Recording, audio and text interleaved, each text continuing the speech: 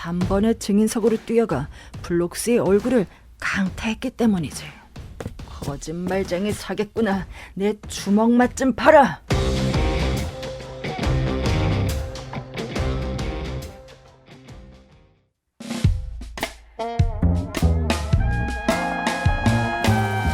구석에 놓인 다트무어 테라스의 비극.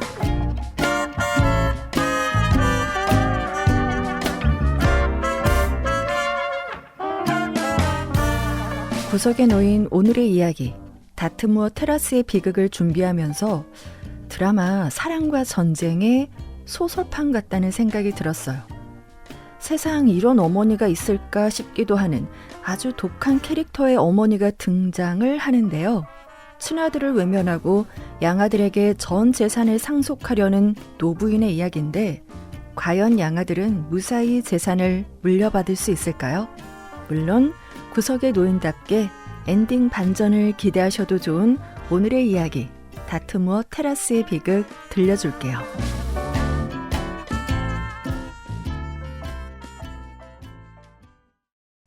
이 책 들어봤니?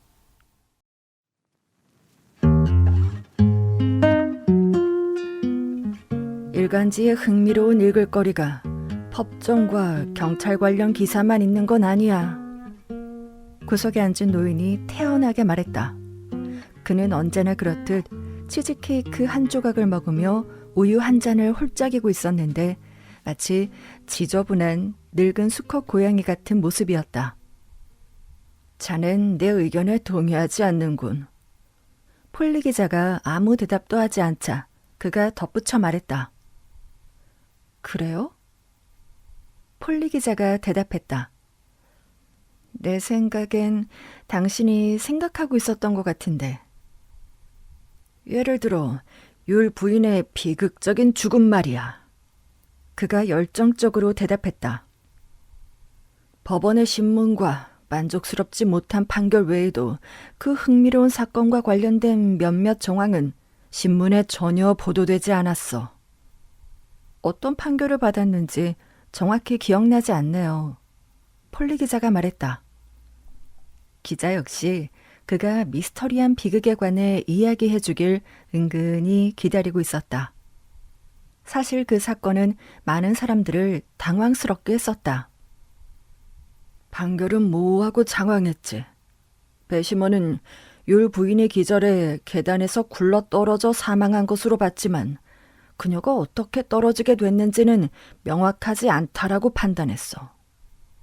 그러니까 사건은 이랬네. 율 부인은 부유한 괴짜 노인이었고 켄징턴의 작은 집에서 조용히 살았지. 주소는 다트무어 테라스 9번지로 알고 있네.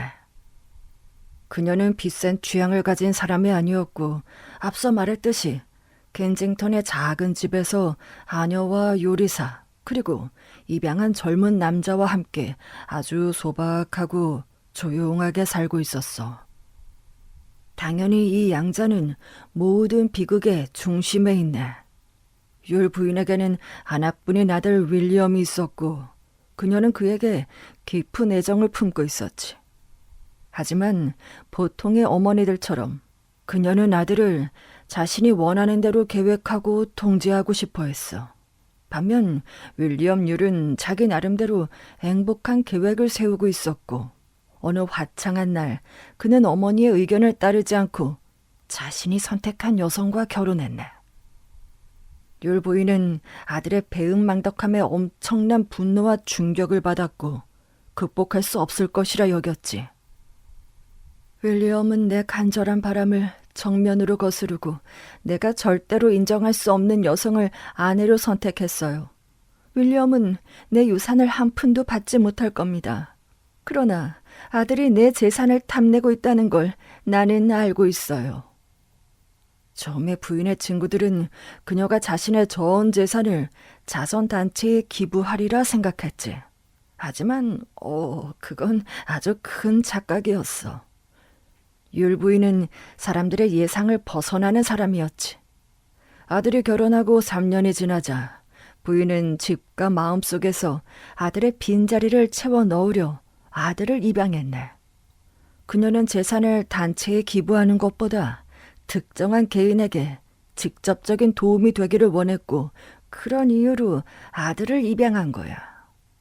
부인은 군인 출신의 가난한 정원사의 외아들을 선택했어. 이 정원사는 일주일에 2번 다트무어 테라스에 와서 그녀의 집 뒤편에 작은 정원을 가꿨네. 그는 정직하고 훌륭한 사람이었는데 율 부인과 같은 지역 출신이었어. 그리고 그의 외아들의 이름은 공교롭게도 윌리엄이었지. 그의 성은 블록스였어. 모든 면에서 나에게 잘 어울리는 아이야. 율 부인이 그녀의 친구이자 변호사인 스테이섬에게 설명했네. 봐, 나는 윌리엄이라는 이름에 익숙하고 그 아이는 잘생긴 데다 국립학교에서 훌륭한 성적을 받았대. 게다가 늙은 블록스는 1, 2년 안에 죽을 거고 윌리엄은 부담에서 벗어나게 될 거야. 율 부인의 예언이 정확히 들어맞았지. 늙은 블록스는 곧 세상을 떠났고 그의 아들은 부유하고 괴팍한 노인에게 정식으로 입양되어 좋은 학교에 입학했고 마침내 유니언 은행에 취직했네. 나는 잊을 수 없는 그 재판에서 젊은 블록스를 봤지. 썩 듣기 좋은 이름은 아니지 않나? 그는 젊고 겸손했는데 율 부인의 친구들을 피해 다녔어. 부인의 친구들은 부유한 노부인의 집에 그가 머무는 걸 아주 불쾌하게 여겼는데 율 부인의 애정을 독차지하고 심지어 그녀의 친아들을 제치고 그녀의 재산을 상속받는다는 게 부당하다고 느껴졌기 때문이야. 그가 다트무어 테라스 9번지에 들어온 후 3년 동안 무슨 일이 일어났는지는 아무도 알 수 없어. 확실한 건 블록스가 21번째 생일에 가까워질 때쯤 율 부인에게 소중한 존재가 되었다는 점이지. 3년 동안 스테이섬과 부인의 다른 오래된 친구들은 그녀의 친아들 윌리엄 율의 이익을 지키기 위해 노력했어. 모두가 윌리엄이 부당한 대우를 받고 있다고 느꼈으니까. 그는 젊은 시절 미술을 공부한 후 햄스테드에 작은 화실을 차렸고 어렵게 연간 200파운드 정도를 벌고 있었는데 정원사의 아들이 그의 어머니 마음뿐 아니라 그녀의 재산까지 빼앗아버렸기 때문이야. 노부인은 이전보다 더 완고해졌어. 친구들의 권유로 마지못해 아들과 가끔 만났지만 그들의 멀어진 관계는 회복되지 않았지. 윌리엄 율은 블록스가 출근한 시간 동안 어머니를 방문해 차를 마시며 대화를 나눴지만 여전히 감정적으로는 냉랭했어. 나는 내 아들에게 나쁜 감정은 없어요. 하지만 내가 반대하는 결혼을 했을 때 윌리엄은 이미 내게는 낯선 사람이 됐어요. 그뿐입니다. 하지만 나는 낯선 사람과의 유쾌한 교제를 유지하는 걸 기쁘게 생각해요. 노부인의 이 엉뚱한 고집이 명확해진 건 그녀가 오래된 친구이자 변호사인 스테이섬을 불러 생전에 유산을 블록스에게 상속하겠다는 의사를 밝혔을 때였어. 단, 그가 21번째 생일에 합법적으로 율로 성을 바꿔야 한다는 조건이었지. 자네도 알다시피 스테이섬 변호사는 율 부인과 나눴던 대화를 공개했어. 저는 당연히 그녀를 설득하려고 했습니다. 왜냐하면 저는 그녀의 친아들 윌리엄 율과 그의 자녀들에게 매우 공평하다고 생각했기 때문입니다. 게다가 율 부인이 나이가 더 들고 약해질 때쯤 그녀가 유일한 친아들에게 분명히 마음을 열지도 모른다는 희망이 있었으니까요. 하지만 그녀는 완고했어요. 나는 노년에 약해질 수도 있어서 노부인이 말했네. 그래서 모든 걸 결정짓고 싶어. 마음 약해지고 싶지 않으니까. 나는 윌리엄이 고통받기를 바라. 그 아이는 항상 지나치게 돈을 좋아했으니까. 만약 내가 블록스를 위해 유언장을 작성하면 누가 알겠어? 내가 마지막에 후회하고 마음을 바꿀지. 죽을 때가 되면 감상적이 되기 쉽고 마음이 약해질 수도 있지. 그래서 나는 결심을 절대 바꿀 수 없도록 해두고 싶어. 블록스의 21번째 생일에 증여 증서를 줄 거야. 내 여생 동안 편안하게 지내게 하는 조건도 달 수 있어. 그는 배은망덕할 만큼 똑똑하지 않거든. 그리고 요양원에서 내 생을 마감하는 것도 나쁘지 않다고 생각해. 그러니 제가 뭘 할 수 있었겠어요. 스테이섬이 덧붙였네. 제가 그 부도덕한 증여 계약서 작성을 거부했다면 그녀는 다른 변호사를 고용해서 작성했을 겁니다. 결국 저는 약 3만 파운드의 증여 재산을 블록스에게 양도하는 조건으로 노부인을 위해 연간 500파운드의 연금을 확보한 게 전부였어요. 그렇게 해서 증서 문서는 작성됐지. 구석에 앉은 노인이 이어서 말했다. 그 점에는 의심의 여지가 없어. 스테이섬이 그 문서를 작성했고 노부인은 문서에 사소한 결함이라도 있어 혹시나 무효가 될까봐 추가로 2명의 법률가를 찾아가 확증받았어. 게다가 2명의 의사로부터 자신은 정신이 온전하며 모든 판단 능력이 정상이라는 걸 증명하기 위해 검사받았네. 증여문서가 법적으로 아무 문제가 없다는 걸 확인하고 스테이섬은 문서를 율 부인에게 전달했지. 그녀는 이 문서를 4월 3일까지, 그러니까 젊은 브룩스가 21살이 되는 생일까지 자기가 보관하고 있다가 그를 깜짝 놀라게 해주고 싶어 했어. 스테이섬 변호사는 2월 14일에 문서를 율 부인에게 전달했고 3월 28일 블록스가 성년이 되기 6일 전 노부인은 다트무어 테라스 계단 아래서 죽은 채로 발견되었네. 그리고 부인의 책상이 부서진 채 발견됐는데 기증 문서는 사라진 상태였어. 이 비극적인 율 부인의 죽음에 대중은 처음부터 큰 관심을 보였네. 그 노부인이 괴짜라는 건 그녀의 이웃들 사이에 꽤 알려져 있었으니까. 게다가 그녀의 친구들은 불효를 저지른 아들을 두둔하는 쪽과 노부인의 완고한 고집을 지지하는 쪽으로 나뉘어 있었지. 따라서 신문이 율 부인의 갑작스러운 죽음을 언급하자마자 사람들 사이에 소문이 돌기 시작했고 어떤 이들은 사고라고 주장했지만 벌써 살인이라고 속삭이는 사람들이 생기기 시작한 거야. 처음에는 아무것도 확실한 게 없었어. 블록스는 서둘러 대의섬을 불렀고 그들이 무슨 이야기를 나눴는지는 끈질기고 호기심 많은 사람조차도 신중한 노 변호사로부터 정보를 얻을 수 없었네.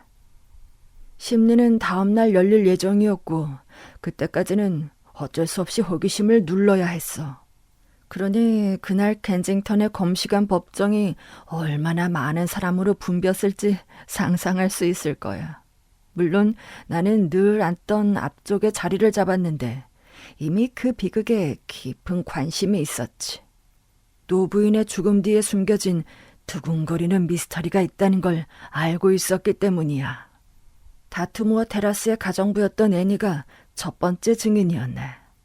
내가 보기에 유일하게 중요한 증인이었지. 그녀는 이렇게 이야기했어. 율 부인은 매우 신앙심이 깊은 분이었고 나이가 들어 심장이 약해졌음에도 불구하고 평생 매일 아침 6시 새벽 예배에 참석했다는 거야. 그녀는 집안의 누구보다도 일찍 일어나 겨울이든 여름이든 비가 오든 눈이 오든 간에 세인트 마티아스 교회로 걸어갔다가 7시 15분쯤 하녀들이 막 일어나고 있을 시간에 집으로 돌아왔다고 하네. 그 비극적인 날 아침에도 애니는 평소처럼 일어나 아래층으로 내려갔다고 했어. 하녀와 가정부는 집 꼭대기층에 방에 있었지. 그녀는 아무것도 눈치채지 못했어. 부인의 침실문은 평소처럼 문이 열려 있었고 단지 애니는 부인이 그날 아침은 교회에서 늦게 돌아오나 보다고 생각했을 뿐이야. 그러다 갑자기 계단 아래 복도에서 율 부인이 머리를 아래로 향한 채 매트 위에 머리를 대고 움직이지 않는 모습을 발견한 거야. 저는 가능한 한 빨리 계단 아래로 뛰어내려갔어요. 애니가 말했지. 아마 제가 비명을 질렀던 것 같아요. 그래서 요리사가 위층에서 나왔고 블록스 씨도 무슨 일이냐고 외쳤어요. 처음에는 단지 율 부인이 의식을 잃으신 것 같다고 생각했어요. 저와 블록스 씨는 함께 부인을 방으로 옮겼고 이후 블록스 씨가 의사를 부르러 뛰어나갔습니다. 이후 애니는 눈물을 터뜨려 더 이상 이야기를 알아들을 수 없었어. 구석의 노인이 말했다. 의사에 대해 말하자면 그가 알고 있는 정보는 이미 사람들 사이에 알려진 내용보다 특별할 건 없었네. 율 부인은 약한 심장을 가지고 있었지만 그녀가 기절했던 적은 한 번도 없었어. 하지만 이번 경우에는 분명히 어지럼증을 느꼈고 계단을 내려가던 중 곤두박질 친 것임이 틀림없다고 했지. 물론 그녀가 심각한 상처를 입었다고 의사는 설명했지만 사실 그녀는 심장마비로 사망했어. 그리고 그 심장마비는 추락의 충격으로 발생했던 거고. 그녀는 새벽 예배에 참석하려던 게 분명했는데 기도서가 쓰러져 있던 부인 근처 바닥에서 발견됐고 또한 그날 아침은 어두웠기에 그녀가 들고 있었던 촛대가 굴러가 꺼져 있었지. 이러한 상황으로 보아 가엾은 노부인이 비극적인 죽음을 맞은 시간은 그녀가 평소 새벽 예배에 참석했던 오전 6시경이라는 결론에 도달했네. 하인들과 블록스 모두 집 꼭대기층에 잠들어 있었고 대부분의 사람은 이른 아침 시간에 가장 깊은 잠이 들지. 따라서 율 부인이 만약 비명을 질렀다고 하더라도 아무도 비명이나 추락하는 소리를 듣지 못했다는 게 이상할 건 없어. 하지만 그녀가 비명을 질렀는지조차 의문스러워. 지금까지는... 구석에 앉은 노인은 잠시 말을 멈췄다가 이어갔다. 율 부인의 비극적인 죽음에 특별히 이상하거나 미스터리한 점은 없어 보였네. 하지만 대중은 흥미로운 전개를 기대했고 그들의 기대는 충분히 충족되었네. 사건의 흥미로운 실마리를 대중에게 제공한 첫 번째 증인은 요리사 제인이었어. 그녀는 27일 목요일 저녁 식사 후 집안일을 돕는 하녀가 외출한 저녁이라 부엌에 혼자 있었다고 진술했네. 그런데 밤 9시경에 초인종이 울렸어. 제가 나가서 문을 열었어요. 제인이 말했네. 그런데 한 여자가 제가 보기에는 검은 옷을 입고 서 있었어요. 집 복도 가스등이 흐려서 잘 보이지는 않았지만요. 그래도 어두운 계열의 옷을 입었다고 생각해요. 그리고 큰 모자에 작은 무늬가 있는 베일을 쓰고 있더라고요. 그녀가 저에게 물었죠. 여기 율 부인이 사나요? 그래서 저는 사세요 마님이라고 했어요. 하지만 귀부인은 아닌 것 같았는데 왜 제가 마님이라고 했는지는 모르겠어요. 하지만 네네. 여기서 검시관이 약간 초조한 듯 말을 끊었네. 당신이 뭐라고 했는지는 중요하지 않습니다. 무슨 일이 있었는지 말해보세요. 네, 선생님. 제인은 전혀 동요하지 않고 이어갔어. 제가 말씀드린 것처럼 저는 그 여인의 이름을 물어봤어요. 그러자 그녀가 말하길 율 부인에게 제가 그녀와 이야기하고 싶다고 전해주세요 라고 했어요. 그런데 제가 망설이는 걸 보더니 복도에 그녀를 혼자 두는 게 마음에 걸렸거든요. 그녀가 이렇게 말했어요. 율 부인에게 윌리엄 율의 부인이 그녀와 이야기하고 싶다고 전해주세요 라고요. 그녀는 유창하고 빠르게 말하느라 숨이 찼는지 잠시 멈췄네. 그때 모든 이들의 시선이 법정 한 구석으로 향했지. 그곳에는 예술가들이 선호하는 느슨한 패션의 윌리엄 율이 앉아 있었고 그는 법정에서 벌어지는 모든 일을 관심 깊게 지켜보고 있었네. 그의 아내 이름이 언급되자 그는 어깨를 들썩였는데 나는 순간적으로 그가 벌떡 일어나 무언가를 말하지는 않을까 생각했어. 하지만 그는 포기하고 감정을 억누른 채 조용히 상황을 관찰하며 앉아 있었네. 당신이 그 여자를 위층으로 안내했나요? 검시관이 잠시 침묵한 후 물었지. 네, 선생님. 제인이 대답했네. 하지만 먼저 부인에게 여쭤봤어요. 율부인은 거실에서 책을 읽고 계셨고요. 부인이 제게 말하길 그 여자를 안내해. 그리고 제인, 블록스에게 거실로 와달라고 전해줘라고 하셨어요. 저는 그 여자를 위층으로 안내했고 서재에서 담배를 피우고 있던 블록스 씨에게 말씀드렸고 곧장 거실로 가셨어요. 애니가 돌아왔을 때 제인은 더욱더 유창하게 말을 이어갔네. 제가 그녀에게 누가 왔는지 말했어요. 그리고 우리 둘 다 아주 놀랐죠. 왜냐하면 우린 윌리엄 율 씨가 그의 어머니를 만나러 오는 건 자주 봤지만 그의 아내는 본 적이 없었거든요. 그 여자가 어떤 여자였는지 봤어요? 애니가 제게 물었죠. 아니, 복도의 가스등이 너무 희미하고 그녀는 베일을 쓰고 있었어. 그러자 애니가 벌떡 일어나더니 이렇게 말하더군요. 저는 위로 올라가야겠어요. 옷이 다 젖었거든요. 평생 본 비 중에 이런 비는 처음이에요. 신발이며 속치마가 전부 흠뻑 젖었어요.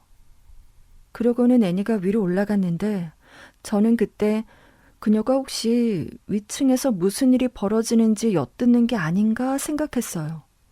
잠시 후 애니가 내려왔는데 하지만 이 순간 제인은 예상치 못한 방해를 받았네. 검시관은 애니가 실제로 위층에서 무슨 말을 들었는지 직접 듣고 싶어 했고 제인은 투덜거리며 옆으로 물러나야 했어. 그리고 다시 불려온 애니가 이야기를 이어갔네. 제가 왜 계단 중간에 멈췄는지 모르겠어요. 그녀는 소심하게 설명했네. 정말로 들으려던 건 아니었어요. 저는 위층으로 올라가 옷을 갈아입고 모자와 앞치마를 두르려고 했거든요. 혹시 부인이 뭐라도 필요하실까 봐요. 저는 율 부인이 그렇게 환한 목소리로 말하는 건 처음 들은 것 같아요. 멈춰서 들으려고 한 건가요? 검시관이 물었네.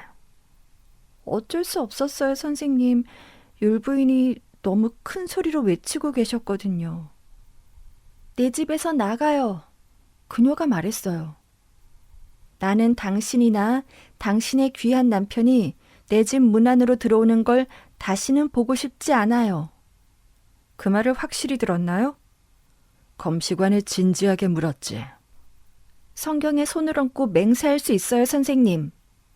애니는 단호하게 말했어. 그 후에 누가 우는 소리와 신음이 들렸어요. 내가 무슨 짓을 한 거야? 라고 말이죠. 그때는 복도에 더는 서 있고 싶지 않았어요. 누가 나올까봐 두려웠거든요. 그래서 급히 위층으로 뛰어 올라가 모자와 앞치마를 착용했어요. 그때 저는 떨고 있었는데 방금 들은 이야기 때문이기도 하고 밖에서 휘몰아치는 폭풍도 무서웠거든요. 다시 아래층으로 내려갔을 때 복도에 서 있을 수 없었어요. 하지만 거실 문이 살짝 열려 있었고 저는 블록스 씨가 설마 이 밤에 더군다나 율 부인을 이런 밤에 쫓아내실 건가요? 라고 말하는 걸 들었어요.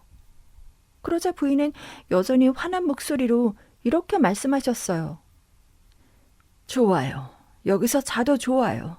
하지만 기억해요. 다시는 당신 얼굴을 보고 싶지 않군요. 나는 6시에 교회에 갔다가 7시에 돌아올 거예요. 그러니 그 전에 이 집에서 나가요. 7시 이후에는 기차가 다니니까요. 그 후에 율 부인은 하녀를 불러 손님방을 준비하라고 했고 애니에게 아침에 일어나면 바로 차와 토스트를 손님에게 가져다 주라고 했네. 코너에 앉아있는 노인이 말했다. 하지만 28일 그 운명적인 아침에 애니는 다소 늦잠을 잤네. 그녀는 7시가 돼서야 아래층으로 내려갔고 계단 아래 쓰러져 죽어있는 부인을 발견했지. 의사가 다녀가고 나서야 두 하녀는 손님방에 있던 방문객을 기억해냈네. 애니가 그녀의 방문을 두드렸지만 아무 대답도 없자 문을 열고 들어갔지. 침대는 사용된 흔적이 없었고 손님방은 텅 비어 있었어. 아, 참. 하녀가 단호하게 말했네. 저랑 요리사가 모두 잠자리에 든 뒤 1시간쯤 후에 누군가가 복도로 지나가더니 현관문이 쾅 닫히는 소리를 들었거든요.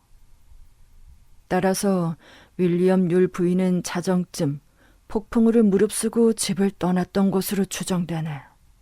그녀가 남긴 흔적은 젊은 브룩스를 위해 증여 문서를 보관하던 책상 서랍에 부러진 자물쇠뿐이었어. 어떤 사람들은 우리를 지켜보는 섭리가 있다고 말하지. 구석에 놓이는 홀리 기자가 자신의 이야기에 흥미를 느꼈는지 확인하기 위해 날카롭게 쳐다본 후 말을 이었다. 누군가는 덜 시적이고 직접적인 표현으로 악마가 자기 사람을 돌본다라고 하지. 이 흥미로운 검시 재판이 벌어지는 동안 방청객은 악마가 자기 사람을 특별히 돌보고 있다라고 느꼈던 것 같아. 여기서 자기 사람은 윌리엄 율 부인을 말하는데 참고로 그녀는 재판에 참석하지 않았네. 자, 악마가 그녀를 위해 한 일은 다음과 같았어. 그는 바로 그 목요일 밤 3월 27일에 복도 가스등을 매우 어둡게 해서 요리사 제인이 윌리엄 율 부인을 정확히 볼 수 없게 만들었네. 게다가 그는 애니가 거실로 들어가 여주인에게 빈 방을 준비하라는 지시를 받았을 때 윌리엄 부인이 엎드려 눈물을 흘리는 바람에 애니는 그녀의 뒤통수만 볼 수 있었지. 그 뒤 두 하녀는 잠자리에 들었고 1시간쯤 후 누군가 복도를 지나 집을 나가는 소리를 들었어. 그러나 그들 중 누구도 그 미스터리한 방문자를 다시 본다고 해도 확실히 알아볼 수 있다고 단언할 수 없었네. 하지만 이 사건이 일어나는 동안 윌리엄 율이 수수방관만 하고 있지는 않았다는 걸 분명히 알 수 있었지. 사실 내가 지켜보고 있었는데 그는 자신을 통제하는데 엄청난 어려움을 겪고 있다는 걸 알 수 있었네. 자, 미리 말해두지만 난 이때쯤 이 사건의 열쇠가 어디에 있는지 정확히 알고 있었고 지금도 알고 있어. 그리고 지금 이 자리에서 3월 27일 목요일 저녁에 다트무어 테라스 9번지에서 일어난 놀라운 일을 마치 그곳에서 지켜본 것처럼 정확히 설명할 수 있나. 그리고 그 재판 판결에 가장 관심이 있던 두 남자의 얼굴을 보는 게 큰 즐거움이었지. 당시 법정 안의 모든 사람의 동정심은 젊은 블록스에게 기울어 있었네. 그는 수년간 막대한 유산을 기대하며 살아왔는데 마지막 순간에 범죄처럼 보이는 사건으로 모든 걸 빼앗겼으니까. 증여 문서는 법률적으로 완벽한 건 아니었네. 그건 율 부인의 책상에 보관되어 있었고 증여자로부터 수여자 또는 대리인에게 전달되지 않았기 때문이야. 따라서 젊은 블록스는 가난한 정원사의 아들일 때처럼 한순간 무일푼으로 살아가야 하는 신세가 되어버렸다고 생각했어. 사람들은 틀림없이 블록스에게 마음속에 복수심이 자리 잡혔을 거라고 느꼈을 거야. 그가 증언대에 섰을 때 자신의 유산을 빼앗아간 그녀를 원망하는 태도로 이야기할 때도 모두가 그러려니 했던 것으로 보이니까. 그는 율 부인을 전에 한번 만난 적이 있다고 했었지만 그날 밤 찾아온 손님이 그녀임을 맹세할 준비가 되었다고 했네. 두 여인 간의 다툼에 대해서는 돈 문제로 생각했다고 젊은 블록스는 말했어. 윌리엄 부인은 젊은이가 말했네. 율 부인에게 막무가내로 요구했고 부인은 크게 분노하셨습니다. 그러나 그 순간 예상치 못하게 이야기가 중단됐어. 윌리엄 율이 분노로 완전히 이성을 잃은 상태로 단번에 증인석으로 뛰어가 블록스의 얼굴을 강타했기 때문이지. 거짓말쟁이 사겠구나. 내 주먹 맛 좀 봐라. 윌리엄이 외쳤네. 그리고 윌리엄은 젊은 남자를 또 한 번, 그리고 더 강력한 타격을 날릴 준비를 하고 있었는데 그때 경관들에게 제압당했네. 젊은 블록스의 얼굴은 완전히 창백해졌지. 그의 얼굴은 잿빛이었는데 윌리엄의 주먹이 깊은 보랏빛 자국을 남긴 곳만 예외였어. 당신의 이런 행동은 당신 아내에게 전혀 도움이 되지 않아요. 검시관이 윌리엄 율에게 무표정하게 말했어. 윌리엄은 씩씩거리며 자기 자리로 강제로 끌려갔네. 심리는 월요일까지 연기하겠습니다. 월요일에는 율 부인이 참석해 그녀가 고인과 다툰 후 정확히 무슨 일이 있었는지, 그리고 왜 그녀가 그날 밤 갑작스럽게 집을 떠났는지를 설명할 것으로 기대합니다. 검시관이 말했어. 그 순간에도 윌리엄 율은 해명을 시도했네. 아내는 목요일 저녁 내내 서부 햄프스테드에 셰리프 길에 있는 스튜디오를 떠난 적이 없다고 했어. 그날 밤은 폭풍우가 몰아치는 무서운 밤이었고 그녀는 문 밖으로 나간 적이 없다고 주장했지. 그러나 율 부부가 살던 작은 집에는 하녀가 없었고 대신 파출부가 매일 아침 1~2시간 정도만 와서 허드렛 일을 했어. 따라서 윌리엄 율 부인의 알리바이를 입증할 수 있는 사람은 남편 외에는 아무도 없었던 거야. 월요일에 속개된 심리에 윌리엄 율 부인이 출석했네. 그녀는 젊고 섬세해 보이는 여성으로 그녀의 얼굴은 고통을 견디고 있는 듯 보였지. 그 얼굴에는 결이나 악이라고는 조금도 찾아볼 수 없었어. 그녀의 증언은 아주 간단했네. 그녀는 엄숙히 맹세하며 그날 저녁 내내 집에 있었다고 진술했어. 그녀는 한 번도 다트무어 테라스 9번지에 가본 적이 없으며 화해는 생각도 할 수 없는 시어머니를 찾아가는 일은 상상도 하지 못했다고 했지. 그녀와 그녀의 남편 모두 특별히 돈이 궁했던 것도 아니었고 말이야. 제 남편이 얼마 전 수채화 협회에서 그림 한 점을 팔았어요. 그녀는 설명했지. 우리는 궁핍하지 않았고 저는 율 부인께 금전을 요구하려는 시도조차 하지 않았어요. 이제 문서 도난 사건을 해결해야 했지만 그건 검시관이나 배심원의 업무가 아니어서 추가 조사를 진행하지 않고 그대로 종결이 됐어. 의학적 판단에 따르면 노부인의 사망은 갑작스러운 현기증에 의한 매우 자연스럽고 발생할 수 있는 사고였기에 판결 또한 그 의견에 따라야 했네. 윌리엄 율 부인에 관한 실질적인 증거는 없었어.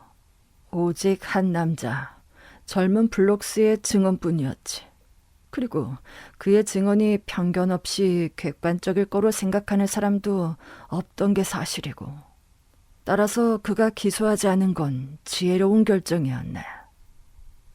사람들은 율 부부가 도난을 계획하고 실행했다고 믿었지만 젊은 블록스의 증언만으로는 윌리엄 율 부인에게 유죄 판결을 내릴 수는 없었어. 그럼 윌리엄 율과 그의 아내가 율 부인의 재산을 갖게 됐나요? 홀리 기자가 간절하게 물었다. 그렇지. 구석의 노인이 대답했다. 하지만 그들은 한동안 외국으로 여행을 떠나야 했어. 사람들의 반감이 너무 컸으니까. 물론 그 증서는 수여자에게 전달되지 않았기 때문에 법적인 효력은 없었어. 젊은 블록스를 위해 정의감을 가지고 스테이선 변호사가 몇몇 저명한 법률가에게 자문한 결과였지. 그래서 젊은 블록스는 무일푼이 됐나요? 아니. 구석의 노인이 말하며 묘하면서도 만족스러운 미소를 띠고 주머니에서 한 줄의 끈을 꺼냈다. 고인인 율 부인의 친구들이 그에게 1,000파운드를 모아주었네. 그들 모두가 그가 너무나 심한 대우를 받았다고 생각했으니까. 그리고 스테이시 섬은 자기 변호사 사무실에 그를 인턴으로 받아주었네. 그러니 블록스도 아주 불행한 결말을 맞은 건 아니지. 하지만 이상해요. 홀리 기자가 언급했다. 윌리엄 율 부인이 너무나 어리석고 단순한 절도를 저지른 것 같아요. 만약 율 노부인이 다음날 갑작스러운 우연으로 죽지 않았다면 노부인은 새로운 증서를 다시 작성했을 테고 원래 상태로 돌아갔을 거예요. 맞아. 구석의 노인이 건조하게 대답하며 신경질적으로 끈을 만지작거렸다. 아마도 그녀가 연로한 노부인의 약한 심장에 충격을 노렸을지도 모르지만 결국 사실 애매하잖아요. 홀리 기자는 이 이상한 노인이 뭔가 더 이야기해주고 싶다는 것을 느꼈기 때문에 맞장구 쳤다. 그렇지.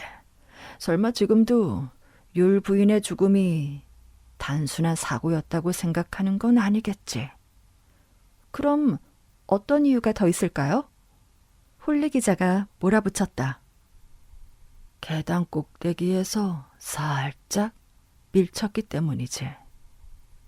그가 태연하게 말하며 복잡한 매듭 하나를 만들어 이미 만들어진 매듭줄에 추가했다. 하지만 윌리엄 율 부인은 자정 전에 집을 떠났어요. 아니면 최소한 누군가는 나갔겠죠. 그녀에게 공범이 있었다고 생각해요? 내 생각에는 노인이 흥분하며 말했다. 그날 밤 집을 나간 미스터리한 방문객에게 윌리엄 블록스라는 선동자가 배후에 있었던 것 같네. 뭐라고요? 홀리 기자가 놀라며 숨을 삼켰다. 첫 번째, 노인이 매듭을 하나하나 빠르게 이어가며 말했다. 젊은 블록스는 윌리엄 율 부인이 그날 밤 다트무어 테라스에 왔다고 증언했지만 거짓말이야. 왜 그런 생각을 하죠? 홀리가 반박했다. 아주 간단한 사실이지. 그가 대답했다. 너무 간단해서 무시된 거야. 애녀가 엿들은 얘기 중 하나가 늙은 율 부인의 화난 목소리였다는 거 기억하지? 좋아. 여기서 자도 좋아. 하지만 기억해. 다시는 네 얼굴을 보고 싶지 않아. 내가 교회에서 돌아오기 전에 이 집을 나가. 7시 이후에는 기차가 다니니까. 여기서 뭘 알아낼 수 있을까? 그는 의기양양하게 덧붙였다. 글쎄요. 딱히. 폴리가 대답했다. 그날 밤은 엄청 비가 왔으니까. 그리고 다트무어 테라스에서 2분 거리 하이가에는 켄징턴역이 있지. 웨스트 햄스테드까지 가는 기차는 아주 많아. 구석의 노인이 점점 더 흥분하며 말했다. 그리고 그때 시각은 10시 정도밖에 안 되었으니 런던 곳곳을 오가는 기차가 충분히 있던 시간이야. 고집도 세고 성미 급한 늙은 율 부인이라면 이렇게 말했겠지. 저기 기차역에 있어. 2분도 안 되는 거리야. 당장 내 집에서 나가. 다시는 네 얼굴 보이지 마. 그럴 법하지 않아? 확실히 그게 더 가능성이 있어 보이긴 하네요. 물론이야. 그녀가 그 여자를 머물게 한 유일한 이유는 그 여자가 기차를 타기 위해 가야 할 거리가 멀거나 아마도 마지막 기차를 놓쳐서 그날 밤에는 집으로 돌아갈 수 없었기 때문이라네. 그건 확실히 논리적으로 들리네요. 홀리가 인정했다. 두 번째, 젊은 블록스가 거짓말을 했다는 건 분명 어떤 목적이 있었다는 거야. 그게 내 추리의 출발점이었지. 그 지점에서부터 나는 그 목요일 밤에 있었던 사건들을 차근차근 재구성했어. 아니, 더 나아가 나는 젊은 블록스가 판결 이후에 무엇을 했는지 알게 되었고 그의 과거를 유추할 수 있었어. 그리고 내가 발견한 것은 이거라네. 율 부인의 비극적인 죽음 이후에 젊은 블록스는 부인의 친절한 친구들의 도움으로 해외여행을 떠났고 스위스에서 만났다는 아내와 함께 집으로 돌아왔어. 그 지점부터 모든 것이 명확해졌지.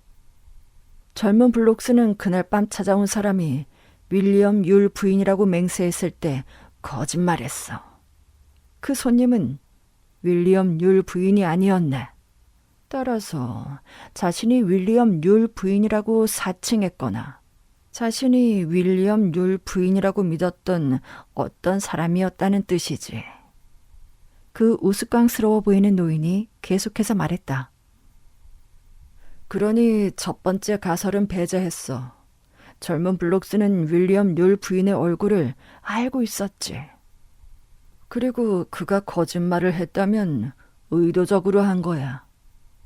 따라서 내 생각에 자기를 윌리엄 율 부인이라고 불렀던 여자는 그 이름에 대한 권리가 있다고 믿었던 거야. 그녀는 어떤 남자와 결혼했는데 그 남자가 자기 목적을 위해 그 이름을 사용하기로 했을 거야. 여기서부터 그 남자가 누구인지 추측하는 건 그리 어렵지 않지? 젊은 블록스요? 홀리가 놀라 물었다. 그럼 누구겠나? 노인이 대답했다. 이런 일은 흔하지 않나. 블록스라는 이름은 끔찍했고 율이라는 이름은 결국 그의 것이 될 예정이었지. 윌리엄 율의 사례를 본 그는 노인 앞에서 결혼 문제를 언급하는 것은 위험하다는 걸 분명히 알았을 거야. 그러니 그 문제를 언급할 적절한 기회를 기다리고 있었겠지. 하지만 시간이 흐르면서 젊은 아내는 자연스럽게 불안과 걱정에 사로잡히고 비슷한 상황에 놓인 여자들처럼 질투심과 의심으로 가득 찼을 거야. 그녀는 그가 어디에 살고 있는지 알아냈고 틀림없이 찾아갔겠지. 그녀는 율 노부인이 남편의 친어머니라고 생각했을 거야. 그 나머지 이야기는 자네도 상상할 수 있겠지? 율 부인은 속았다는 사실에 분노해 그녀가 양아들에게 주려고 했던 선물 증서를 직접 파기해버렸고 그 순간부터 젊은 블록스는 자신이 물푼이 됐음을 깨달은 거지. 가짜 율 부인은 집을 떠났고 젊은 블록스는 런던의 작은 집 어두운 층계참에서 기회를 엿보고 있었네. 그리고 한 번 밀치는 것으로 모든 것이 끝났어. 심장이 약한 율 부인은 추락이 아니더라도 충격으로 죽음에 이를 것이 분명했으니까. 그 일이 있기 전에 이미 책상을 부수고 강도질처럼 보이게 했을 거야. 비극이 발생하고 나서 젊은 블록스는 조용히 자기 방으로 돌아갔지. 모든 것이 사고인 것처럼 보였기에 설령 하녀들이 추락 소리를 바로 들었다고 하더라도 그 젊은 악당은 자기 방으로 몰래 들어간 후 소음에 깨어난 척하며 문 앞에 다시 나타날 시간은 충분했을 거야. 결과는 그의 예상대로 진행됐지. 윌리엄 율 가족은 도둑으로 의심받았고 지금도 의심받고 있으니까. 그리고 젊은 블록스는 모든 이의 동정을 받는 비극의 주인공이 되어버렸네.